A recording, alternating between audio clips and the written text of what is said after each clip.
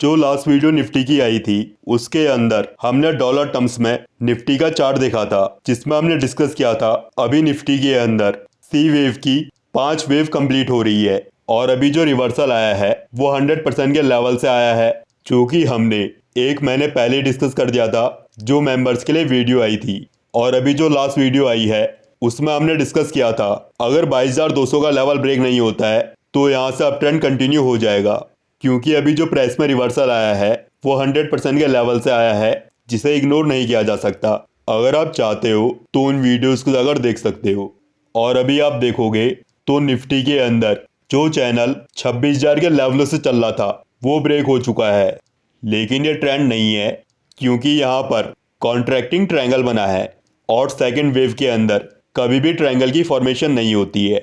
लेकिन ये पॉसिबिलिटी ज़रूर है, अगर हमने लेवल संभाल लिए तो एक बार हम अपने लाइफ हाई के आसपास जा सकते हैं। और अगर लेवल नहीं संभले तो ये समझ लेना जो गिरावट आज की डेट तक हमने देखी थी वो सिर्फ एक झांकी है और अभी असली तबाही बाकी है। तो बिना टाइम वेस्ट किए एक बार हम लेवल्स देख लेते हैं और हमको लेवल्स ड्रॉ करने हैं जो प्राइस का हाई लगा है वहाँ से प्राइस की लो की तरफ। अब ये लेवल्स एग्जैक्ट नहीं है, जब आप ड्रॉ करोगे तो इनको एक बार कोऑर्डिनेट कर लेना। तो अगर अभी आप देखोगे जहाँ पर प्राइस खड़ा है वहाँ पर उसके लिए मूविंग एवरेज का रेजिस्टेंस है और इसके ऊपर 38% का लेवल आ रहा है। अगर हम सेकंड फॉल से रिट्रेसमेंट लगाते हैं तो अभी जहाँ पर प्राइस है वहीं पर 50% का लेवल है, यानी कि अभी जो जोन आ रही है वो प्राइस के लिए क्रूशियल है। और प्राइस के अकॉर्डिंग जो हमारा ये एरिया है 23,800 का, जो कि इन लेवल्स के ऊपर आ रहा है, उसका ब्रेक होना इंपॉर्टेंट है 1 अप्रैल से पहले, अगर हमको ऊपर कंटिन्यू होना है, क्योंकि इसी लेवल के ऊपर हमें पैटर्न कंफर्मेशन मिलेगी। तो अभी फिलहाल के लिए इन्हीं लेवल्स का ध्यान रखना है। एक बार हम 15 मिनट के टाइम फ्रेम में देख लेते हैं। अगर अभी जो कोर्स आया है स्टॉक मार्केट का, अगर आपने वो देखा है तो उसके अंदर मैंने ट्रेंड लाइन को एक्सप्लेन किया था। और अगर इस ट्रेंड लाइन को आप प्राइस के हाई में रखते हो तो मैक्सिमम टाइम जब प्राइस के अंदर ट्रेंड कंटिन्यू होता है तो इस ट्रेंड लाइन के पास में प्राइस जाता है, और जब प्राइस इस ट्रेंड लाइन से ऊपर निकल जाता है तो उसकी बाद की चाल बड़ी होती है। और ये टाइम फ्रेम में डिपेंड करता है हम कौन से टाइम फ्रेम का चार्ट देख रहे हैं, और इसको आप किसी भी इंडाइसेस में या फिर स्टॉक्स में अप्लाई कर सकते हो।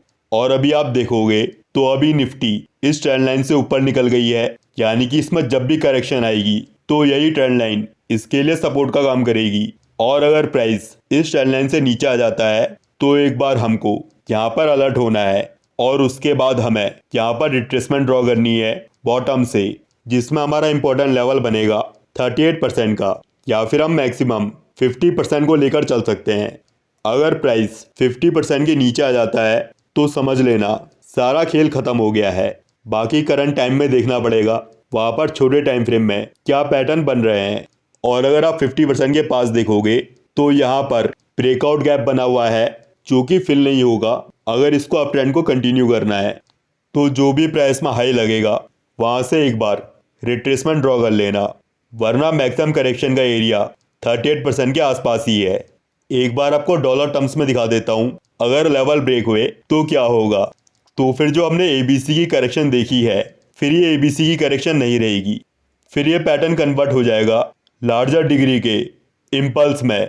और अगर यहाँ पर बड़े टाइम फ्रेम की 5 वेव बन गई तो फिर ये बहुत बड़े करेक्शन की शुरुआत होगी।